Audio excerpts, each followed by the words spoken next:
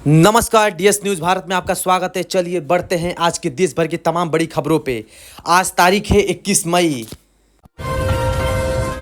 देखिए, एक तो आज के दिन को भारत में पूर्व प्रधानमंत्री राजीव गांधी के पुण्यतिथि को उपलक्ष्य में राष्ट्रीय आतंकवाद विरोधी दिवस के रूप में मनाया जाता है हमारे देश में। इसके अलावा संयुक्त राष्ट्र यूनाइटेड नेशन द्वारा भी आज के दिन को अंतर्राष्ट्रीय चाय दिवस, विश्व संवाद और विकास दिवस के रूप में घोषित किया गया है।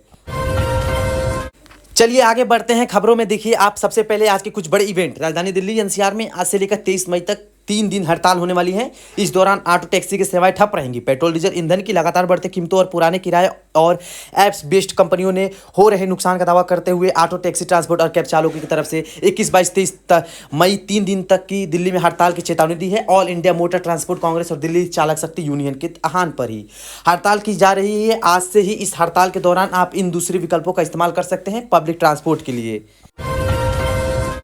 चलिए, महंगाई पर एक और बड़ी खबर आ रही है। राजस्थान में भी अब सरस डेयरी का दूध 2 रुपये प्रति लीटर महंगा होने जा रहा है। आज से ही ना सिर्फ दूध बल्कि दही, लस्सी, छाछ, पनीर समेत सभी तरह के डेयरी उत्पाद की कीमतें आज बढ़ जाएंगी राजस्थान में, और ये नई बढ़ी हुई दरें आज शाम से ही लागू हो जाएंगी।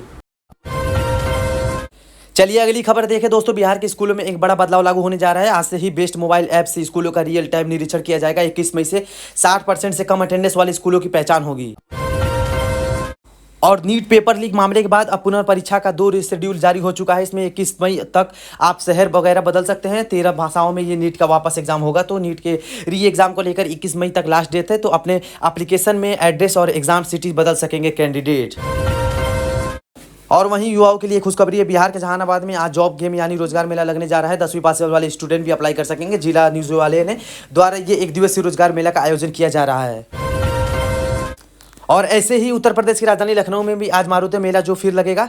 इसमें स्पेशली महिला बेरोजगारों को जॉब पाने का मौका होगा। 41,000 जॉब ऑफर आईटीआई अलीगंज में होगी भर्ती। वही खबर है, बिहार की राजधानी पटना समेत कई जिलों में आज 21 मई को काम बंद रखेंगे सफाई कर्मी। मांगे पूरी नहीं होने पर अनिश्चितकालीन हड़ताल की चेतावनी दी। और मौसम विभाग का भी कहना है दोस्तों, आज 21 मई को अगले 15 घंटों के दौरान देश के 17 राज्यों में तूफानी आंधी बारिश का अलर्ट है। 100 किलोमीटर प्रति घंटा की रफ्तार से हवाएं भी चलेंगी। कई जगहों पर चेतावनी है। आगे मैं आपको बताऊंगा और भी पूरे मौसम समाचार विस्तार से। फिलहाल आगे बढ़ते हैं खबरों में। आखिरकार पीएम मोदी अपने अंतिम विदेश दौरे इटली से भी रवाना हो चुके हैं और 5 देशों की यात्रा करके वापस अपने देश भारत लौट गए हैं।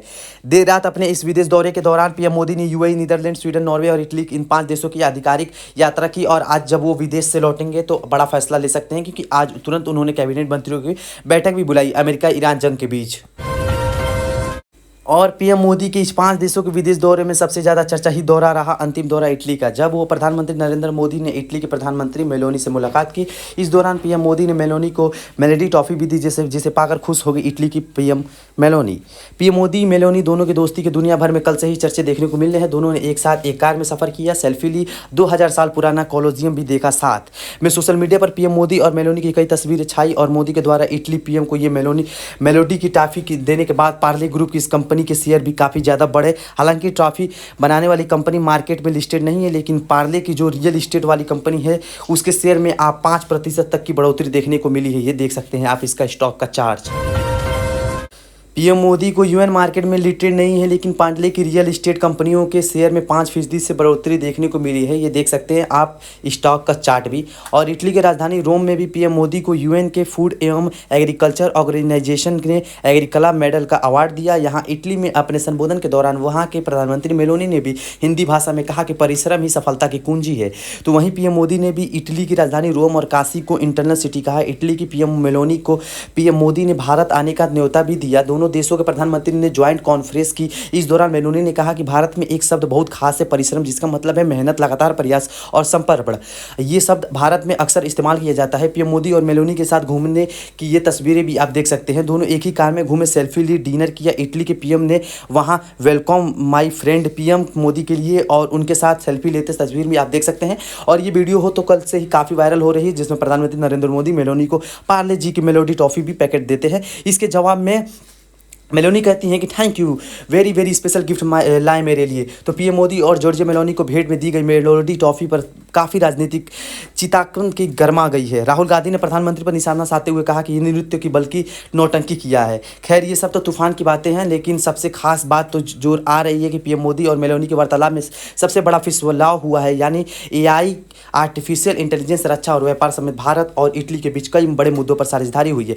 20 अरब यूरो व्यापार का लक्ष्य तय किया दोनों देशों ने। चलिए अगली खबर आ रही है प्रधानमंत्री नरेंद्र मोदी, रूस के राष्ट्रपति व्लादिमीर पुतिन और चीन के राष्ट्रपति शी जिनपिंग, दुनिया के 3 बड़े दिग्गज नेताओं की भारत में मुलाकात हो सकती है। ब्रिक्स मंच पर भारत 13 सितंबर को नई दिल्ली में होने वाली ब्रिक्स समिट का आयोजन होने जा रहा है। भारत में इधर अभियान दुनिया के कई बड़े दिग्गज देशों के नेता भारत में शिरकत करेंगे, तो भारत चीन रिश्तों में भी ये नया मोड़ देखने को मिल सकता है। रिपोर्ट आ रही है कि 7 साल बाद दिल्ली आ सकते हैं चीन के राष्ट्रपति शी जिनपिंग।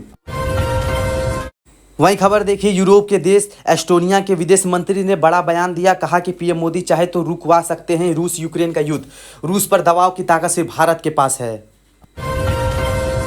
और जो पश्चिमी देशों में संकट का माहौल चल रहा है अमेरिका ईरान जंग के बीच, इस पर अब डोनाल्ड ट्रंप का बड़ा बयान सामने आ रहा है। उन्होंने कहा कि हॉर्मुज खुला रखना प्राथमिकता है, लेकिन हम इस पर जल्दबाजी नहीं करेंगे। और इस बीच एक रिपोर्ट सामने आ रही है दोस्तों कि हॉर्मुज स्ट्रेट को बाईपास करने वाली यूएई की पाइपलाइंस का भी 50% काम पूरा हो चुका है। एडनॉक की तरफ से ये नया लक्ष्य बताया गया है कि परियोजना 2027 तक पूरी होने की उम्मीद है। तो ये अगर पाइपलाइन बन जाती है तो दुनिया में युद्ध जैसे हालातों के मद्देनजर और हॉर्मुज ऑयल की सप्लाई शुरू रह पाएगी।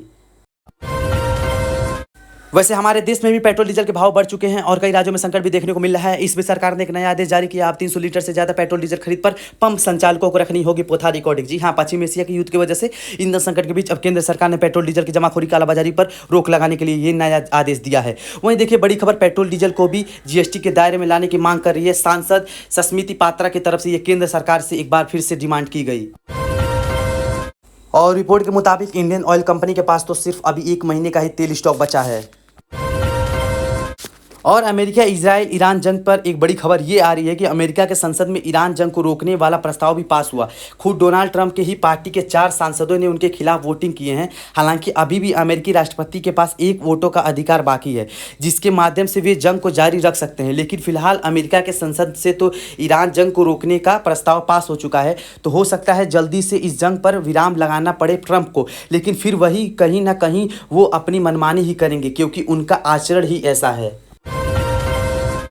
चलिए अगली खबर देखें। रूस के राष्ट्रपति व्लादिमीर पुतिन भी 25वीं बार चीन पहुंचे। चीनी राष्ट्रपति शी जिनपिंग से मुलाकात की। इससे पहले ट्रंप ने चीन की राजधानी बीजिंग के दौरा किया था। अब पुतिन चीन पहुंचे और इस दौरान भी कुछ खास बातें हुई। ये तस्वीर आप देख सकते हैं। इस मुलाकात के दौरान चीनी राष्ट्रपति शी जिनपिंग बोले कि दुनिया फिर जंगल राज की तरफ बढ़ रही है। बीजिंग में पुतिन के साथ बैठक के दौरान उन्होंने कहा कि ईरान जंग को रोकना जरूरी है दुनिया की बर्बादी रोकने के लिए।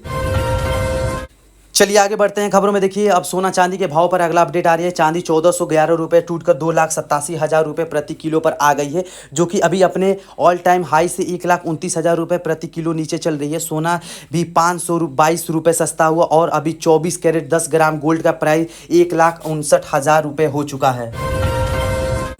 अब देखिए रिपोर्ट सामने आ रही है कि ऑनलाइन फूड और क्विक कॉमर्स डिलीवरी भी महंगी हो सकती है, क्योंकि पेट्रोल डीजल महंगा होने की वजह से डिलीवरी चार्जेस बढ़ा सकती है कंपनी, क्योंकि अभी कंपनियों का मार्जिन 10 से 12% तक घट चुका है। भारत का टॉफी एक्सपोर्ट मार्केट भी 12 साल में 164% तक बढ़ा हुआ है। वित्त वर्ष 2025-26 में 132 करोड़ रुपए पर पहुंचा। खुद वाणिज्य मंत्री पीयूष गोयल ने यह डेटा जारी किया है। पश्चिम बंगाल में ओबीसी आरक्षण में बड़ा बदलाव किया। मुख्यमंत्री सुवेंदु अधिकारी ने ओबीसी का कोटा 17% घटाकर 7% कर दिया है और मुस्लिम भी इससे अब बाहर होंगे, यानी मुस्लिम ओबीसी आरक्षण को अब संघित कर दिया गया है पश्चिम बंगाल में। वहीं बंगाल में नई सरकार बनने के बाद एक और बड़ा फेयरबल देखिए मे चेंबर में भी जबरन ममता बनर्जी की जगह सुवेंदु की फोटो लगाई गई। पीएम और राष्ट्रपति की तस्वीरें भी। वहीं आज आईपीएल का 66वां मैच गुजरात टाइटंस और चेन्नई सुपर किंग के बीच नरेंद्र मोदी स्टेडियम अहमदाबाद में शाम के 7:30 पर खेला जाएगा।